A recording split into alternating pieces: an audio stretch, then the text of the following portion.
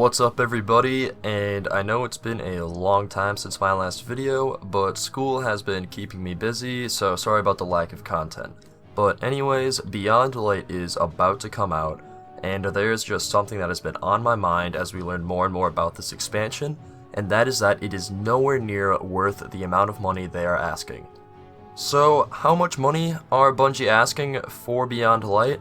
Well, they are asking for $40 to just get the expansion, and $50 for the expansion plus the season that coincides with it, which is a huge ripoff because Shadowkeep, for $35, gave you the season and the expansion. And when you first hear that, you might be thinking, oh, well, Beyond Light just has a bunch more content than Shadowkeep, so they don't need to include the season to make it worth the price.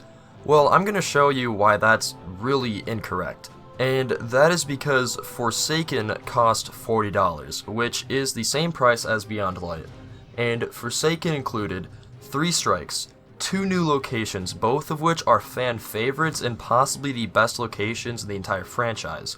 Included 1 raid that is considered by many to be the best raid, or is at least in the top 3 raids in the entire Destiny franchise. Introduced the first dungeon to the Destiny franchise. Had a campaign that most people view quite favorably. Introduced the mode Gambit, and along with 4 Gambit maps and 5 Crucible maps. Introduced 9 new supers. Reintroduced random rolls, along with 100 new/reprised weapons that now featured random rolls, and so much more content, all for $40. Now, let's compare that list of content to what we currently know you'll be receiving with Beyond Light. Beyond Light has 1 strike. Keep in mind we're losing like 10 strikes. 1 location. 1 raid. Keep in mind we're currently losing, I think, 4 raids roughly, maybe 5. And it does not have a dungeon, or at least does not have a confirmed dungeon. We might get one by surprise, we don't know.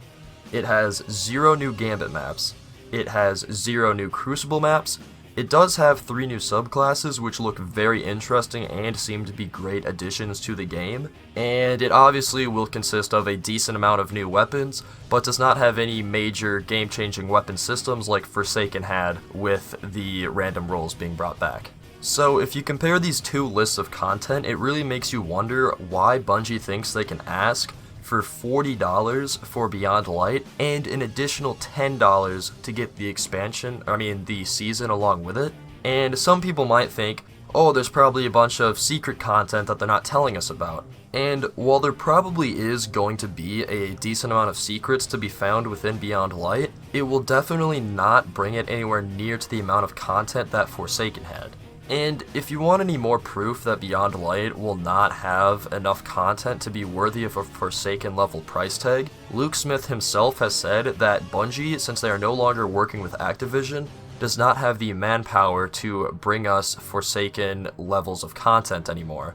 Yet they still think that they should be allowed to charge Forsaken level prices for this content, while they still charge money for seasons, and locked all of the coolest armor behind microtransactions in the Eververse store. Okay, so now that I've explained why I think Beyond Light is not worth the money at all, I have a fairly big request of all of you. And I know I do not currently have the large enough fan base for this to work, but I want you to try and boycott Beyond Light, basically. Don't buy the game. If you pre-ordered it, please cancel it.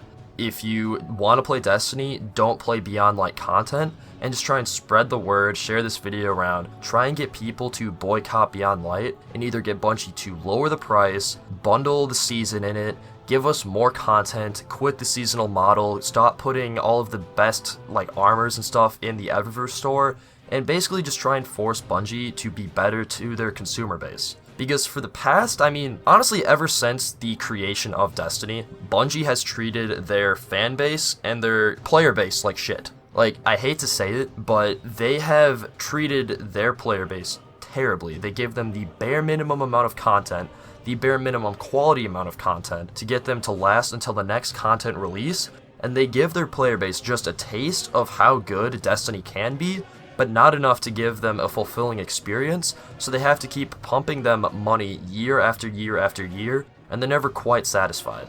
If you notice how after every content release, there's almost always complaining within a month of a content drought. If Bungie was creating a good game designed to last and have meaningful content, should that be happening? No, think about how much content is in Destiny. Think about how much world space there is. Think about how many PvP maps and modes and enemies and different enemy types there are.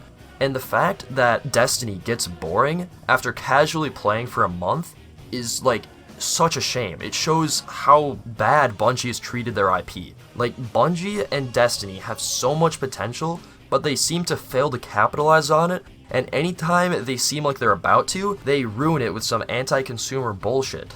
And listen, it may seem like I'm being harsh on this game, but I don't think people fully understand how much money they've invested into Destiny. If you've been invested in Destiny since year 1 in 2014, 6 years ago, and you've bought every piece of content, expansion, season, whatever, since the game launched, you would have spent $465 over these 6 years, which comes out to roughly $78 a year. And you have to ask yourself, is Destiny worth $78 a year?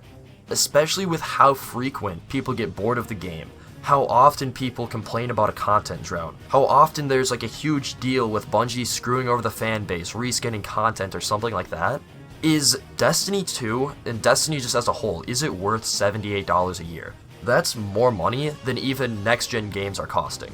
And listen, if you've enjoyed Destiny through all these years and still enjoy it, I don't want you to not enjoy the game. I personally enjoyed it too for quite a while before I just kind of got sick and tired of getting ripped off. If you enjoy it, please do not let me stop you from enjoying the game. If you want to play Beyond Light, go play it.